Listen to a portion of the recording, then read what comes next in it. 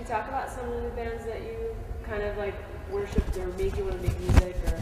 Well, like Lifetime is probably, I would think of all the bands that are really big in punk rock and pop punk right now, is the single most ripped off band. It's, everyone will cite them as an influence, yet none of the kids really, I don't think, like I think it's like too long ago, like it's not in Hot Topic or it's not in a place that's accessible to a lot of kids, you know, and it's not flashy and it's not these guys going out and touring with like the bands that are cool right now. But like if you look at like, you know, I mean I could name them, but like, you know, like Brand New, Taking Back Sunday, Save the Day, I think all those bands, I think all those bands would cite Lifetime as a huge influence. They just started doing something that was so much different and had so much sincerity and so much heart, and then they were just kind of the band that did it first, and then like everybody kind of came along and capitalized on it. I mean, I can, speaking for us, I know we wouldn't exist really without Lifetime, I don't think. I mean, we might have come together and made a band, but it wouldn't have been this band. Cool.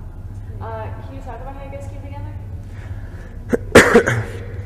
The guy who tells the story about how we came together isn't here, so we don't remember it that well. But I think Joe, our other guitarist, called me up and wanted to do something like a little bit like more poppy. We were doing like heavier bands at the time, and I think we wanted to do a band that sounded like The Descendants or Lifetime. And then I believe him and Patrick ran into each other at a bookstore. I didn't know these guys at all, and I was curious because they were in a lot of hardcore bands I used to like. So. And then we just like, it was like weird because it's people like we in our earlier interviews we've said that it started as a joke, and people were like, oh, so you're making fun of it or whatever, and it's like, it's not like that. It was just, it's not a joke like that. It's more like, it's like a goof kind of, like it was just like, we were totally just like goofing around in the basement, and like there's no, like when people are like, how do you make your band be like yours? How do we make, like, it's like, I don't know. You throw in a bunch of crap and like mix it, and maybe you get a cake, or maybe you get, you know, I don't know. That was the thing I was telling somebody the other pie. You get Chicago. I was telling someone the other day about that, like, yeah, when he talks about like the joke thing. We weren't a joke, but we were just like, we didn't really. It was exclusively for our own amusement. It wasn't one of those bands where we like you know, and a lot of times you'll be in a band and you'll plan things out. And you'll be like, oh, we'll do this because people like it or something. And this is like, it was odd because this was the one band that we like all just kind of like, we were just like, oh, we'll just do whatever we want, you know. And that's the one apparently, I guess, sincerity counts, I guess. So we're being paid to say that at least. If it was anybody else in this band, it would not be the same thing. If it happened under any other circumstances, it would be completely different. And like we've had other people in the band before, and it was just like not the same thing. We were just some local band with, with other people. Just some weird thing, like when we all come together that like doesn't exist otherwise. Like for Patrick, for example, I've never had a creative relationship in the same way that I have with him. You know what I'm saying? It's just like, I don't really know how to explain it. Like we hate each other half the time. Like seriously, we're like disagree on every single point. Like anything you bring up, me and him disagree on. But then like for some reason, like as far as like creatively, like I've never vibed with somebody as well. Well, the thing is that like the both of us like are really, like, I'm gonna use focus again. I'm gonna say that thing so many times. Focus. But the two of us are really focused on on our own ideas, and those two. Almost always, those two things are the exact opposite idea.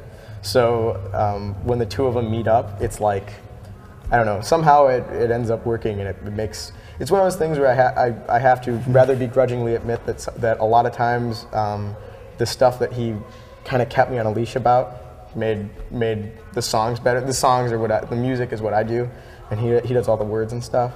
But we kind of give each other input on each other's field, and kind of the man, it's like, whoa man, I've seen bad stuff, but this is, I mean, you do a lot of bad stuff, but this is the worst. You actually wrote the worst thing ever.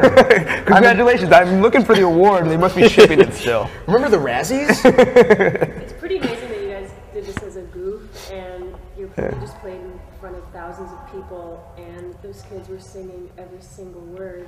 Yeah. With you. I mean, how does that feel? And did you feel that? Does it feel the same in front of all those people as it did in 20 people in the room like it did last year? Yeah, I mean, I still think feel an intimacy with the crowd. I think it's like there's like a couple points on that. Like one of the things is like when we were writing this, we were in Joe's attic, and we were like, why? Like there was never a point where it crossed our minds that there was going to be all these people who'd be into singing the words with us, and it would be like this other thing. Like we just wrote it, and that's why it's so weird to us. But at the same time, like a lot of people are like, like, you know, you went from, you know, 20 kids in the room to, you know, thousands, and people say that to us everywhere, and it's like, we get a lot of questions in interviews like, well, how does it feel to be an overnight success? But the weird thing is, we've been on tour, like last year we toured for like 285 days out of the year, and it's like, I swear to God, we played so many shows to one person is insane. You know what I'm saying? And it's like, I think that it built exponentially. So like for us, it wasn't an overnight success. Like it's a little bit surreal to be up there and like have that many people singing back. You don't feel like you're inside your body, kind of. It's like the best experience in the world. But the other thing too is that like it's all crowd to crowd, you know, because like we play, you know, we'll play like weird you know, those weird fests where they're like where it's kind of like people just walking by, and we'll have our kids, you know, but like if people aren't into it, people aren't into it, and that can be like one person, or that can be like, you know, several thousand, you know, and so when the cool thing is like tonight did feel like the shows in you know, the Knights of Columbus, you know, because these kids seemed as into it as the hometown kids when we played to like 40 people that were like really into it. And that's the thing that because I don't care about volume, I never have. That's not my thing at all.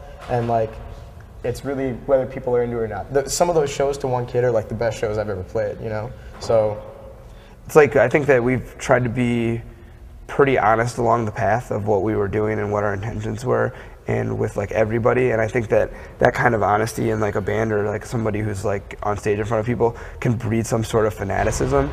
And like that obviously is like a bad thing when people are calling my house at 4 a.m. and like my mom's just yelling at me. But like it's really cool on the other hand, because to these kids, we're still their band. We're still, like, we're always going to be that band, and they're up there, and it doesn't matter, you know, like, there's other bands that are our level, and they're called sellouts, and people don't show up, or people go there and don't know, and because they're just played on the radio, and these kids, like, we've won over one by one, or, like, we know a lot, like, so many of those people in there are just friends that, like, we know, like, I'm really bad with names, but I remember a lot of faces. So, I mean, I just think that it's one of those things where it's like, we're still their band, so they're singing with us. It's not something where they're going there, and it's like, not something like where overnight we decided like, all right, now you guys should sing all our words, you know, or whatever. It's like been like that. When there was 2 kids at the show, that's still how it was. It just happens that there's a lot. We're not like removed from these people. It's not someone that just heard us or something. We like, you know, we've gone out to dinner with a lot of these people. You know what I'm saying? Yeah. Like these, like, so there'll be like 1,000 kids, but we know all of them, you know? Yeah. I can point and, you know.